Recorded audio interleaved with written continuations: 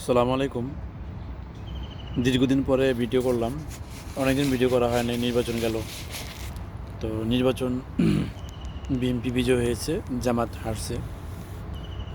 এখন হার জিত কেউ না কেউ তো হারবে, কেউ কেউ হারবে, কেউ জিতবে, এটা তো স্বাভাবিক। বিএনপি জিতছে, বিএনপির জন্য শুভকামনা। কদিন যারা তাদের যে নির্বাচনে যে ইশতেহার ছিল, তাদের যে এগ্রিমেন্ট ছিল, এটা কতটুকু তারা পূরণ করতে পারে, জনগণের কতটুকু প্রত্যাশা পূরণ করতে, এটা দেখার বিষয়। এখন মূল বিষয় যেটা আমি আজকে বলবো সেটা হলো আপনার যে গতকাল 21শে ফেব্রুয়ারি ছিল। তো শহীদ মিনারে ফুল দিতে গেল, সবাই গেছে, বিভিন্ন দলের নেতাকর্মীরা গেছে, বিএনপি গেছে, আওয়ামী লীগে যাইতে নাই, তারপর আওয়ামী লীগ গেছে।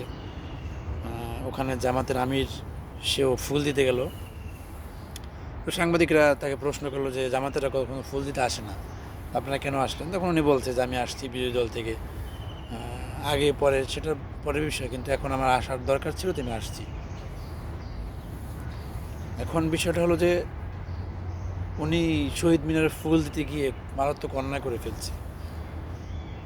দেখবেন সোশ্যাল মিডিয়া, সামাজিক মাধ্যম তো আছেই, সব মিডিয়া, আপনার যতগুলো টিভি চ্যানেল আছে, সব জায়গায় একটাই নিউজ, জামাতের আমির কেন শহীদ মিনারে ফুল দিতে গেল।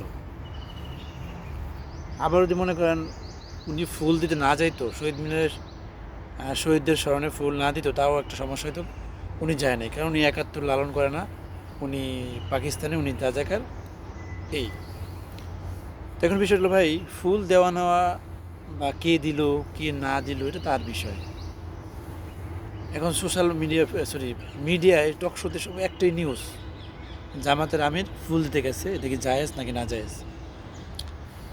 এখন বিষয়টা ভাই, যে জিনিসটা না জায়েজ সেটা তো আপনার জন্য না জায়েজ, আমার জন্য না জায়েজ, যাই হোক। এখন বিষয় হলো তার দাড়ি টুপি আছে, পাঞ্জাবি আছে, তার জন্য জায়েজ বা না জায়েজ, আমাদের জন্য এটা না। ভাই এই 5ই আগস্টের পরে এক ধরনের কথাবার্তায় মিডিয়ায় শুনতেছি যে এদের আলোচনা একটাই, জামাত 1971 টপিকস, তাদের টপিকস একটাই 1971। এখন বিষয় হলো ভাই, আর কি কোনো বিষয় নাই আলোচনা করার মতন? দেশের অর্থনীতি ভঙ্গুর, দেশে নৈরাজ্য চলছে, চাঁদাবাজি, দুর্নীতি, মানব হত্যা, দখলদার, দুর্নীতি সব চলছে। এই নিউজ নাই, সব নিউজ আছে কি জামাত কি করলো, জামাত কেমনে হাঁটলো, জামাতের আমির কি করলো, কখন ওয়াশরুমে গেল, হ্যাঁ, সে নামাজ পড়লো কেন, নামাজ কীভাবে দাঁড়াইলো, সারাক্ষণ তার কথা একটা, এইটাই। জামাতের আমির কাকে মা বোন বললো। আচ্ছা, দেশের আর তো কত ভালো ভালো টপিক, এটি কি আলোচনার বিষয়? এত টাকা খরচ করে, এত মিডিয়া, এত মানুষের সময় নষ্ট করে ভালো ভালো কি জিনিসগুলো নাই?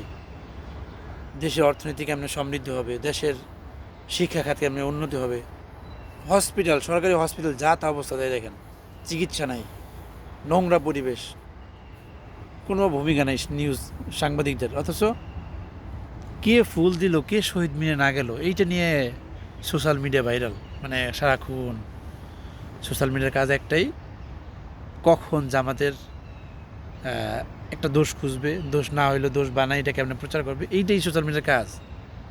কিন্তু এতে আমাদের দেশের অর্থনীতি সমস্যা হচ্ছে না? আপনার চাঁদাবাজ, সন্ত্রাসী, গুম খুন, এগুলো আপনারা বের করেন খুঁজা খুঁজা। এগুলো না বের করে আপনারা কী করেন, ওই জামাত কি ফুল দেবে নাকি শহীদ মিনার যাবে কি যাবে না? আরে ভাই, এটা তো আর আপনার রাষ্ট্রীয় একেবারে সংবিধানের আইন না যে এইটা আপনাকে পালন করতেই হবে, না গেলে আপনার কতল করা হবে, না দেখলে আপনার জেল জুলুম হবে, এরকম তো না। তো এই বিষয় নিয়ে এত আলোচনা কেন মিডিয়ার? এই দালাল মিডিয়া কি কখনো ভালো হবে না? ভাবছিলাম 5ই আগস্টের পরে এই দালাল মিডিয়াগুলো চেঞ্জ হবে, কোনো পরিবর্তন হয় নেই, তার আগের মতনই আছে। দালালি চাটু, চাটতে চাটতে মানুষটা এখানে পুরো স্বৈরাচারী বানায় ফেলা এই দালাল মিডিয়া। এখন বিশ্বের এলো যাবে, ভালো ভালো তো কত দিক। সাংবাদিকের বিষয়টা হলো যে একেবারে আপনার তৃণমূল থেকে যত দোষ ত্রুটি আছে মানুষের, এগুলো খুঁজে বের করা, দেশের অর্থনীতি কেমনে ভালো হবে, মানুষকে সোচ্চার করা, জানানো কোথায় দুর্নীতি হচ্ছে, সংবাদ সংগ্রহ করা, এইগুলো না কইরা কী করে ওই জামাতের আমির ফুল দিল কেন, ফুল দেওয়া কি জায়েজ নাকি না জায়েজ, জামাতের আমির নারীদের কর্মক্ষমতা, এই সারাক্ষণ এই একটাই আওয়াজ। ভালো টপিক্স নাই।